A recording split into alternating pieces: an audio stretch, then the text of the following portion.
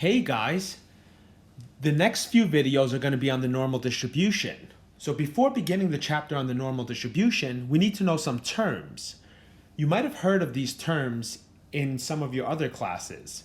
So these are my own definitions of the terms that I'm going to either write down or are already written. First one is the mean, which is another word for an average, and it's found by adding up all the data points and then dividing them by the number of data points you have. The average is the center, okay? So let's grab this and this. Great, it's right in the center. The standard deviation is a numerical value that is found by figuring out how far away each data is from the mean or the center. There's a formula that helps you get this number, but we also have a calculator that does the work. Now, maybe in another video, I'll show you what the formula is and where it came from. But in this video, I'm just going to trust that our calculator will get that number for us. Some other words that you may come across is this word mu, and this is the symbol. The symbol looks like this. So it's pronounced mu, and this is the population mean. In other words, if you have the entire, let's just say, class, and you have all of their grades, and you find out their average for the entire class without missing any students, then that's called mu. So if in Algebra 2 or in AP Statistics, the average for all 30 students is a 97, then that's called your mu. X bar is the sample mean. So let's say we did have 30 students in a class and we've used only 20 of them, and we took 20 grades and we found the average, we would set that equal to X bar. So it's a sample. Even if we had 30 students and we used 29 students, it's still considered a sample mean. The difference between the population mean and the sample mean is that the population mean, you use everybody, whereas the sample mean, you use anything less than everybody. Okay, this word right here is sigma. Sigma is a standard deviation, but it's the population standard deviation. Remember, I'm going to go right back here. The standard deviation is trying to figure out how far away you are from the center. If you have the entire population, then it's called the population standard deviation. If you don't, then we use this letter S, sample standard deviation. And the final thing I will say is that sigma squared, which is represented by this guy right here, which you have to know what that symbol is the variance. All it is the standard deviation squared. Now, the only reason why we would want to know that is to compute different types of formulas. So for now, you just have to be able to recognize it and do nothing else with it. So those are my sort of like key terms and symbols. So let's see how we're going to put this to use. I have an example here. Let me get a different highlighter. I have set 1 and set 2. Set 1 is made up of the numbers 1, 2, and 3. Set 2 is made out of the numbers 2, 2, and 2. Let's pretend that we have no other numbers, and this is my population. Well, mu can be found by taking 1 plus 2 plus 3 and dividing it by 3 data points. So that is just 2. And the mu for set 2 is found the same way. 2 plus 2 plus 2 divided by 2, that's just 2. So they have the same average. What about their standard deviation? Well, I don't really care what that number is, so let me ask you a different question. Which of the two sets, either set 1 or set 2, which one has a larger standard deviation? Another word for standard deviation is spread. Which one has a larger spread? Well, I hope everybody said set 1. Because we know that our center is 2. 1 is 1 unit away from 2. 3 is 1 unit away from 2, and 2 is 0 units away from itself. Here, 2, 2, and 2, there's actually no spread.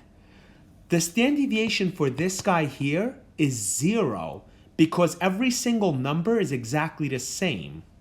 So this guy has a smaller spread, which means basically, and you'll see this on a couple of exams, I'll call him set 1, so sigma 1 is bigger than sigma 2. Well, does that mean sigma squared 1 is bigger than sigma squared 2? Yup. So if this was, let's say, 4, and this was, let's say, 3, then this would be 16, and this would be 9. So I recall them asking a question on a standardized test, I believe the Algebra 2, that asked this specific question. So the farther the spread is, the bigger the standard deviation. Let's try another one. Here I have set 1 equals 1, 2, 3, 4, 5, and set 2 equals 1, 1, 1, 3, 8, 8, 8. The center for this guy is probably somewhere here. These numbers are pretty close to the center. The center here is probably this guy or somewhere nearby. But these numbers seem to be more spread out than these numbers. You can actually use a calculator to find the exact numbers, but I'd rather you just look at it for now and just say who's spread out more. So in this case, I'm going to say sigma 2. Well, let's stick to sigma 1 first, so let me erase that. I'm going to say sigma 1, or the standard deviation for set 1, is less than the standard deviation for set 2. And that also just implies sigma squared 1 is less than sigma squared 2.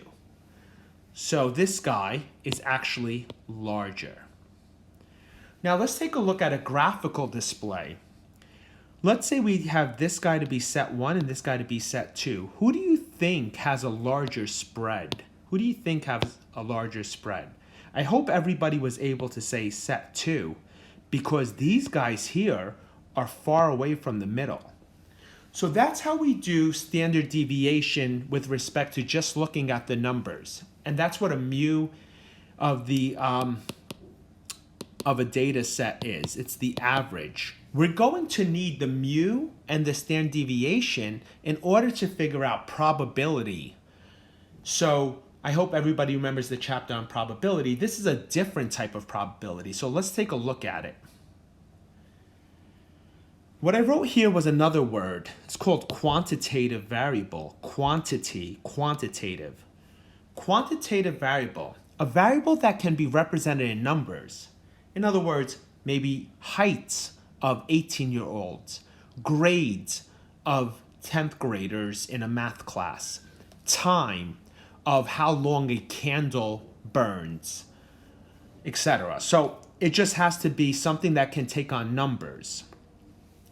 And now this special word called the normal distribution. The normal distribution is a continuous probability distribution. The parameter is mu and sigma. It is centered around mu equals 0 and has a standard deviation of 1.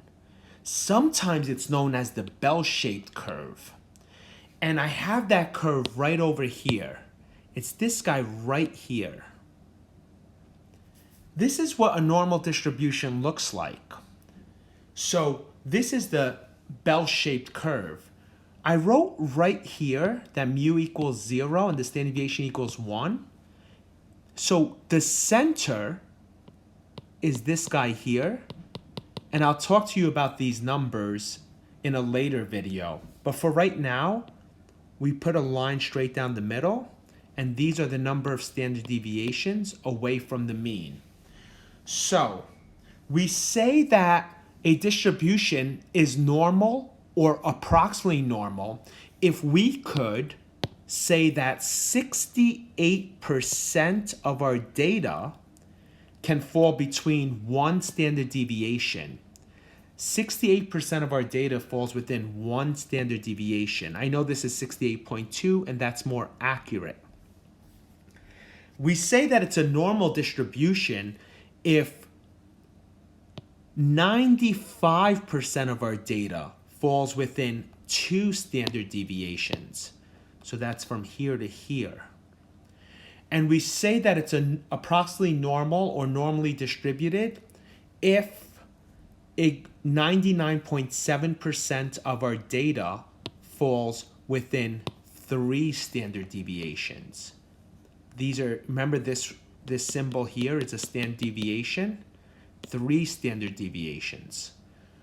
So I know this was a lot to take on, but in my next video, I'm just going to put everything towards examples, and I hope it'll clear up. So come back for the next video.